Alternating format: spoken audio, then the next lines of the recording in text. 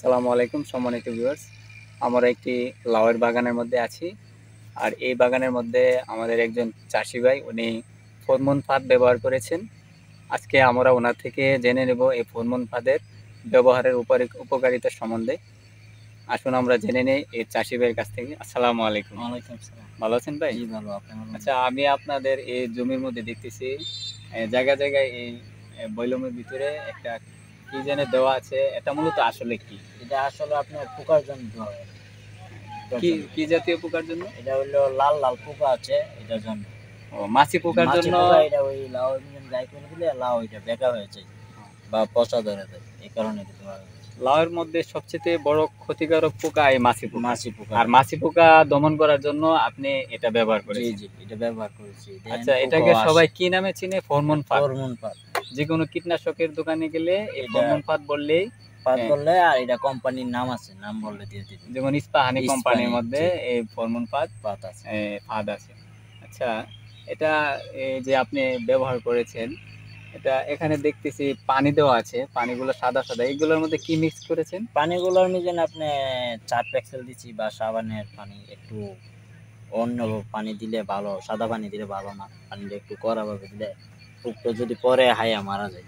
আচ্ছা, কত ইঞ্চি পানি দিতে হবে? আপনার পানি দিচ্ছি এটা একটু অনেকগুলো আগে দিছি, তো আবার পানি চেঞ্জ করে দিব। এক সপ্তাহ পরে পরে পানি চেঞ্জ করে দেওয়া লাগে। যদি বেশি দিন দিয়ে রাখেন আপনার পানির গন্ধে আবার পোকগুলো আসে না, বুঝার আর গেরান আসে না। আচ্ছা, আমরা পানি দিয়ে আপনার 3 ইঞ্চি 3.5 ইঞ্চি।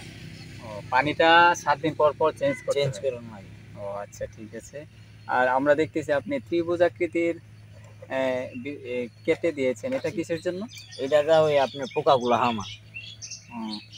ভিউয়ার্স, আপনারা দেখেন এখানে উনি যে পানিটা দিয়েছেন 3 ইঞ্চি উপরে, 4 ইঞ্চি উপরে উনি ত্রিভুজ আকৃতির একটি শেপ কেটেছেন। আর এদিক দিয়ে পোকাটা এই যে একটি ফরমন ফাঁদ দেখতেছেন, এটা পোকাটাকে আকৃষ্ট করার পর এই যে নিচে পানিটা দেওয়া আছে, এই পানির মধ্যে যে পোকাটা পড়ে, পোকাটা মরে যায়। আর এটা একটা আর অলরেডি দেখেন এখানে কিছু পোকা নিচে পড়েও আছে। তো এটি একটি জৈব বালাইনাশক। এটি ব্যবহার করলে লাউয়ের যে মাছি পোকা আছে, এই মাছি পোকার হাত থেকে আপনারা অধিকাংশই রেহাই পেতে পারবেন।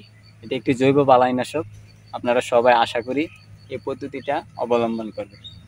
কাউসার ভাই, আপনাকে অসংখ্য অসংখ্য ধন্যবাদ।